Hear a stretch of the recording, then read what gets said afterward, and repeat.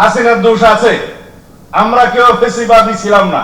2024 সালের জুলাই গণঅভ্যুত্থান, শিক্ষার্থীদের আন্দোলন যখন দমন-পীড়নের মুখে, তখন তাদের পাশে দাঁড়িয়েছিলেন দেশের বিভিন্ন বিশ্ববিদ্যালয়ের শিক্ষকরা। রাজপথে শিক্ষার্থীদের নিরাপত্তা নিশ্চিত করা থেকে শুরু করে অন্যায় নির্যাতনের প্রতিবাদ বিভিন্নভাবে ভূমিকা রাখেন তারা। জুলাই গণঅভ্যুত্থানে শিক্ষকদের সে ভূমিকা স্মরণ ও মূল্যায়নে ঢাকা বিশ্ববিদ্যালয়ে আয়োজন করা হয় আলোচনা সভা।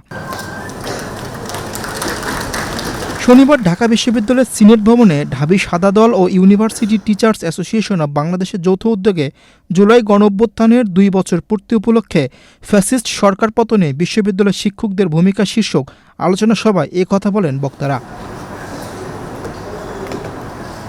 সব মশার বিরুদ্ধে সুরক্ষা দিতে এলো বসুন্ধরা এক্সট্রিম অ্যারোসল, মশার বিরুদ্ধে এক্সট্রিম সুরক্ষা। আলোচনায় বক্তারা বলেন, একটি ন্যায়ভিত্তিক ও বৈষম্যহীন সমাজ প্রতিষ্ঠার আকাঙ্ক্ষা থেকেই শিক্ষকরা শিক্ষার্থীদের পাশে দাঁড়িয়েছিলেন। শিক্ষার্থীদের উপর যখন রাষ্ট্রীয় ও রাজনৈতিক শক্তির দমন-পীড়ন নেমে আসে, তখন নীরব থাকার সুযোগ ছিল না শিক্ষকদের। আসলে 24 আন্দোলন যেটা হয়েছে এটার পিছনে অনেক লম্বা ইতিহাস। সে আমরা 2009 সাল থেকে শুরু করে 16 বছরের ইতিহাস। এই দেশে তৎকালীন ফ্যাসিস্ট সরকার বিভিন্ন রকমে মানুষের মৌলিক অধিকার হরণ করেছে। আপনারা যখন ডকুমেন্টারিটি দেখছিলেন, তখন আমাদের দেশনেত্রী মরহুমা বেগম খালেদা জিয়ার একটা তর্জনী এভাবে আপনারা দেখছেন যে এভাবে দাঁড় করানো ছিল। এই তর্জনী দাঁড় করানোর অর্থ ছিল সেই সময় মাফিয়া সরকারের বিরুদ্ধে এক ধরনের প্রতিবাদ। 2024 গণঅভ্যুত্থানে যারা শহীদ হয়েছে তাদেরকে শুধু জুলাই 2024 নয়,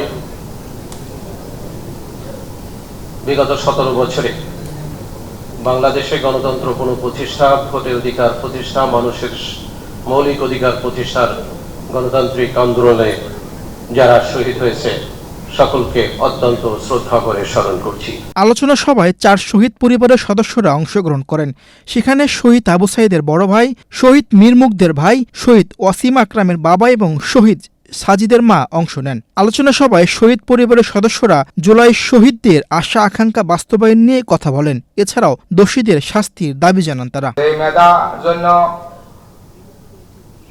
আমাদের ছেলেমেয়েরা রাস্তায় নামছিল। ওই মেধা যে একটা মেধা যেন জরি না পড়ে, প্রত্যেকটা মেধা যেন কাজে লাগে, এই ব্যবস্থা আপনাদের কাছে আমি চাই।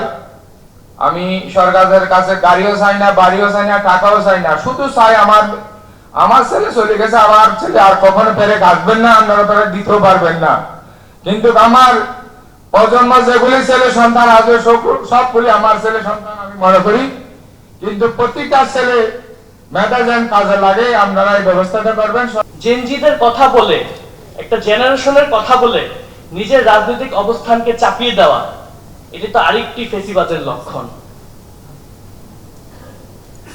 আমরা দেখেছি মাননীয় প্রধানমন্ত্রী নির্বাচিত হওয়ার পরের দিনই তার বিরোধী দলের নেতাদের বাসায় গিয়েছেন এবং এই পুরো বাংলাদেশকে একটি বার্তা দিয়েছেন এই রাজনৈতিক সংস্কৃতি পরিবর্তনের, পলিটিক্যাল কালচার পরিবর্তনের।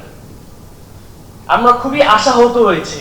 আমার ছেলের এক মুহূর্তের জন্য, আমি এক মুহূর্তের জন্য, এক সেকেন্ডের জন্য বলতে পারি না।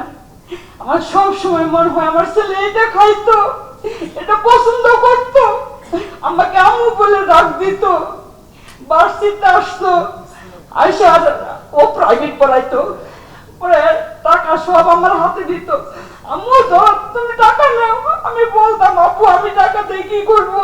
সম্প্রতি ভারতের নয়াদিল্লিতে ছাত্র জনতার অভ্যুত্থানে ক্ষমতাচ্যুত প্রধানমন্ত্রী শেখ হাসিনার ভার্চুয়াল সংবাদ সম্মেলনকে কঠিন চক্রান্ত হিসেবে দেখছেন স্বরাষ্ট্রমন্ত্রী সালাউদ্দিন আহমেদ এবং প্রধানমন্ত্রীর রাজনৈতিক উপদেষ্টা ও বিএনপির সিনিয়র যুগ্ম মহাসচিব রুহুল কবির রিজভী। কঠোর জবাব দিয়ে তারা বলেন, একদিকে হাসিনা কাঠ খেলবেন, অন্যদিকে বাংলাদেশের সাথে বন্ধুত্ব রাখতে চাইবেন, দুটো বিপরীতমুখী। তবে আমরা কখনো আওয়ামী লীগ হতে পারবো না। আমরা বাংলাদেশের স্বার্থকে সমুন্নত রেখে on the basis of mutual dignity and respect and on the basis of the sovereign equality আমরা আপনাদের সাথে সম্পর্ক রাখবো। তার মানে এই না আপনারা হাসিনা কার্ড খেলবেন আর বাংলাদেশের সাথে বন্ধুত্বপূর্ণ সম্পর্ক চাইবেন, দুটো বিপরীতমুখী। আশা করি ভারতীয় কর্তৃপক্ষ, ভারত সরকার বিষয়টি বুঝবেন। হ্যাঁ, হাসিনার দোষ আছে, আমরা কেউ ফেসিবাদী ছিলাম না, আমরা গণতন্ত্রের জন্য সংগ্রাম করতে করতে আমাদেরকে জোরপূর্বক নির্বাসন করা হয়েছে। এটা হচ্ছে হাসিনার সাথে আমাদের ব্যবধান। আমরা সবসময় বলেছি, বিদেশে আমাদের বন্ধু আছে, আমাদের দল থেকে বলেছে, সরকারের পক্ষ থেকে বলেছে, কখনো আমরা বাইরে আমাদের প্রভু আছে এটা বলিনি। বেগম খালেদা জিয়াও বলেননি, তারেক রহমান সাহেবও বলেননি। কিন্তু সাম্প্রতিক দিল্লিতে একটি আন্তর্জাতিক সংগঠন সেখানে একটি প্রোগ্রাম করছেন, একটা সাউথ এশিয়ান জার্নালিস্ট ক্লাব বা এই টাইপের একটি নাম, সেখানে পলাতক ফ্যাসিস্ট বক্তব্য রাখলেন। আমরা প্রতিবাদ করেছি, সরকারও প্রতিবাদ করেছে, কিন্তু তারা বললেন যে এটা সরকারের কিছু করার নাই, এটা একটি আলাদা প্রতিষ্ঠান। জুলাইয়ের রাজপথে শিক্ষার্থীদের সঙ্গে কাঁধে কাঁধ মিলিয়ে দাঁড়িয়েছিলেন শিক্ষকরা।